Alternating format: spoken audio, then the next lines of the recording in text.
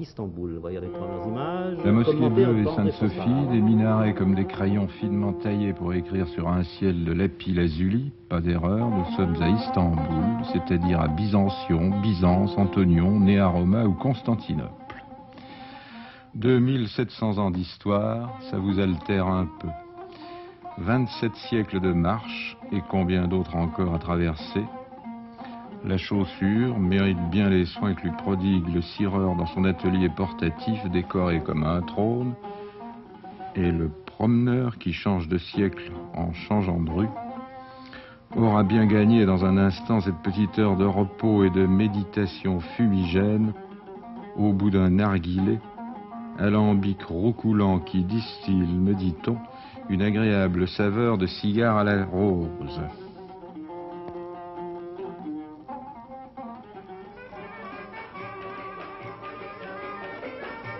Pour le géographe, la Turquie appartient aux Balkans et à l'Asie antérieure.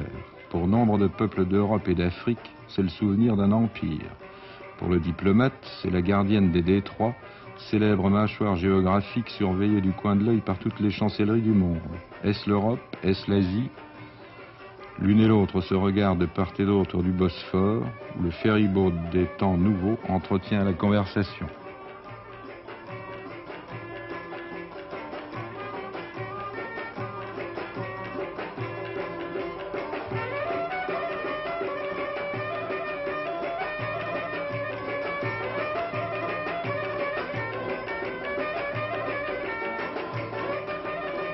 Avant d'être incendié puis reconstruit au XIXe siècle, le palais des sultans avait été bâti sur un terrain repris au Bosphore, d'où son nom de jardin rempli. Ici mourut le 10 novembre 1938 Mustafa Kemal Atatürk, celui-là même qui a fait entrer sans vaine cérémonie d'une poigne de fer la Turquie ancienne dans le monde moderne. Les Turcs honorent sa mémoire, ce qui ne les empêche pas d'inviter périodiquement la Turquie ancienne à reprendre du service sous les murs de la forteresse de Rumeli-Hisar à des fins de reconstitutions historiques où le passé répond à pas lents à l'appel étouffé des tambours.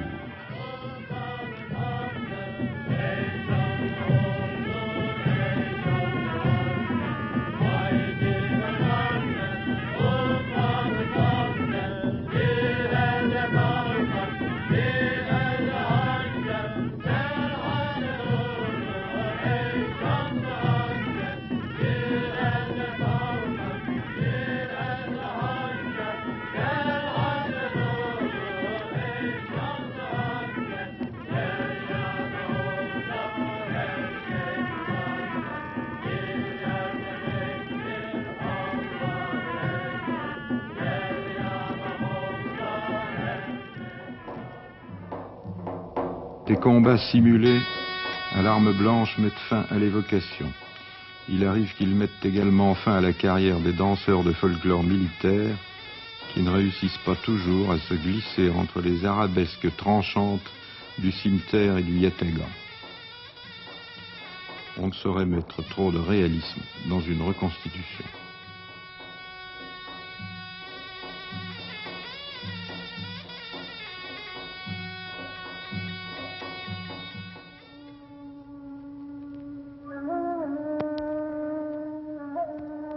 Il y a dans le monde deux célèbres mosquées bleues. L'une, à Jérusalem, est bleue à l'extérieur.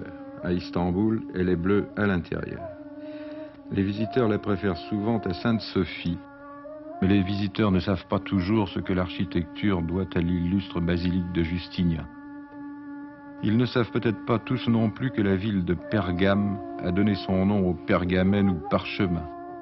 Mais aucun d'eux n'ignore ce que l'histoire de l'art doit au génie grec, ici présent, même quand il a laissé derrière lui la sublime sobriété du Parthénon pour s'environner de quelques faisceaux romains ou de quelques grâces orientales. Et ces rangées de fines colonnes pareilles à des allées de jeunes filles décapitées, ces débris de Pergame éparpillés dans la cendre des siècles, retiennent encore quelque chose de la lumière d'autrefois et qui venait de l'esprit.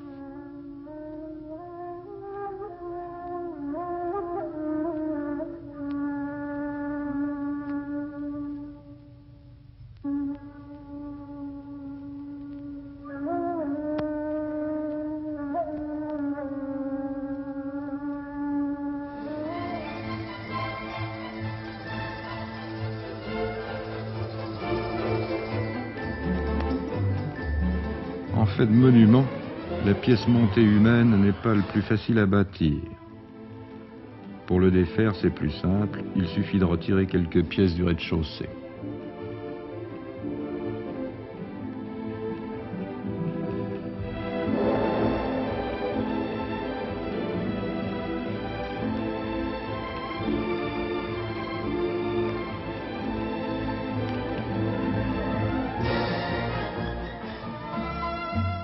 Si la force des Turcs n'est plus à vanter, la réputation de leurs tapis n'est plus à faire. Marco Polo déjà s'ébahissait de leur beauté.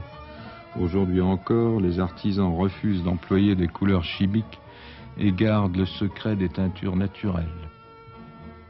Le marchand garde quelquefois le secret de ses étiquettes.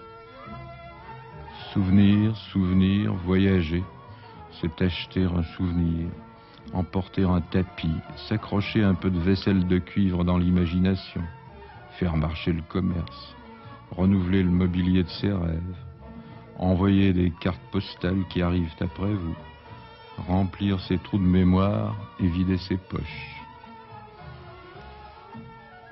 Voyager du côté d'Istanbul, c'est prendre le bateau, passer d'Europe en Asie et d'Asie en Europe entre deux tasses de thé, trempé dans l'azur du Bosphore.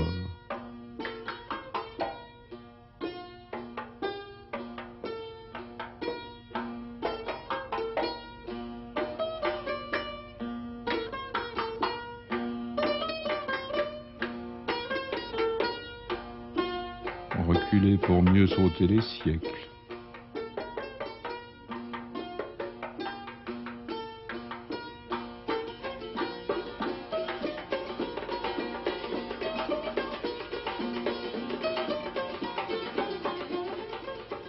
Se glisser d'admirables paysages entre les cils.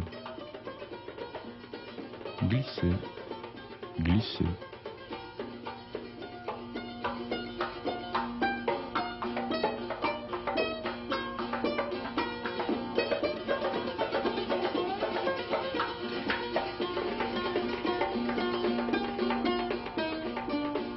Et monter ensuite en calèche pour se sécher un peu au vent de la Corne d'Or.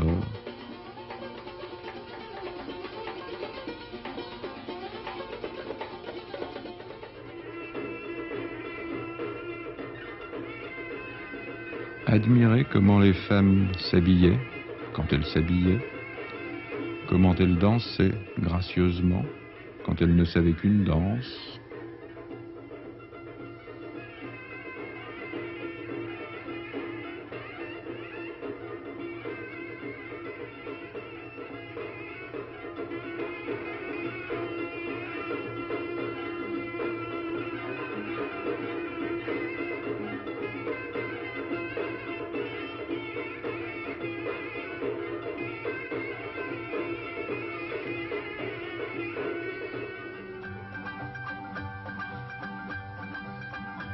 C'est enfin remonter en calèche, remonter en bateau, partir, et voir se dissiper au loin, dans la vapeur de midi, toute une fortune de marbre et de paysages.